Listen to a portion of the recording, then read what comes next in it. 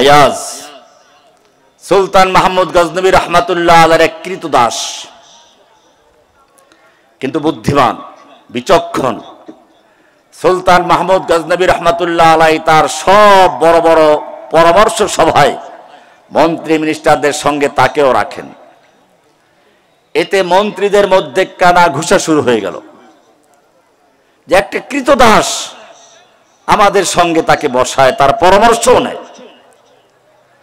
সুলতান মাহমুদ গজনবীর কানে গেল, তিনি একটা রাজকীয় খাবারের আয়োজন করলেন।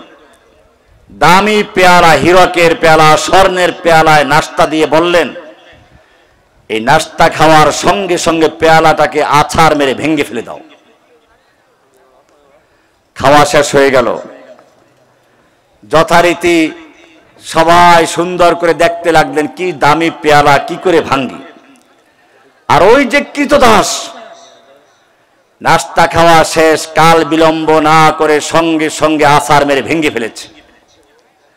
এবারে বাদশাহ সুলতান মাহমুদ মন্ত্রীদেরকে জিজ্ঞেস করলেন, ব্যাপার কি? আপনাদেরকে বলা হলো নাস্তা খাওয়ার পরে পেয়ালাটা ভেঙে ফেলবেন, কেন ভাঙ্গেন নাই? বলল, বাদশাহ, এটা তো অনেক দামি পেয়ালা, এটা কেন ভাঙবো? এবারে সুলতান মাহমুদ গজনবী তার কৃতদাস আয়াজকে বলে, আয়াজ বেটা গোলাম, পেয়ালাটা ভাঙলি কেন? এই যে দেখ মন্ত্রী এমপিরা পেয়ালাটা ভাঙ্গে নাই, কত দামি পেয়ালা, তারা দাম জানে, তুই তো ভেঙে ফেললি, কেন ভাঙলি? বাদশাহ আয়াজ জবাব দিচ্ছে, আমি যদিও গোলাম কৃতদাস, কিন্তু আমি তো কোনো সাধারণ লোকের গোলাম না, কৃতদাস না, আমি তো সুলতান মাহমুদ গজনবীর কৃতদাস। এই পেয়ালার মূল্য সম্পর্কে আমারও জানা আছে। তাহলে কেন ভাঙলি? ভাঙলাম এই জন্য, আমি চিন্তা করেছি ভিন্ন জিনিস।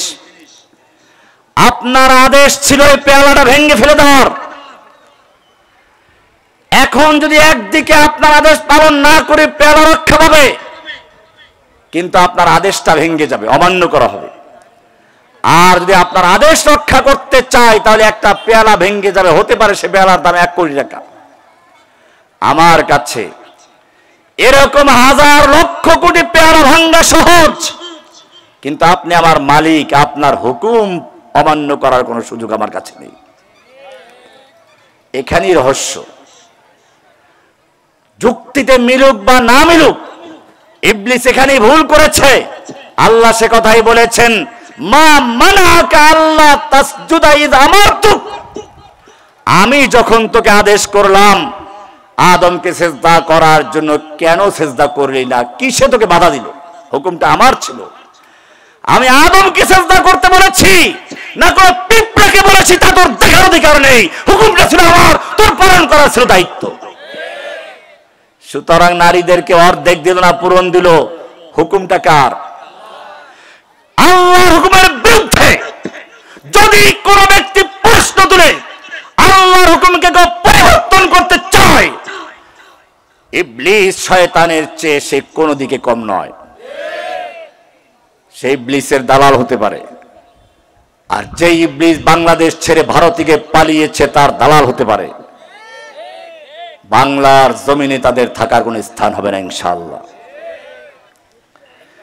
এরপরে আমি বলবো, আদম আলাইহিস সালামও যুক্তি পেশ করতে পারতেন, কিন্তু আদমকে যখন আল্লাহ জিজ্ঞেস করেন, আদম তুই কেন আমার হুকুম অমান্য করলি? ওই যে গাছের কাছে যেতেও মানা করলাম, কেন গেলি? কেন ফল খেয়ে ফেললি? আদম কোন যুক্তির দিকে না গিয়ে সোজা মালিকের হুকুম অমান্য হয়ে গেছে, অন্যায় স্বীকার করে বললেন, রব্বানা যালামনা আনফুসানা ওয়া ইল্লাম তাগফির লানা ওয়া তারহামনা লানাকুনান্না মিনাল খাসিরিন। অপরাধ স্বীকার করলেন, আল্লাহ ক্ষমা করে দিয়েছে।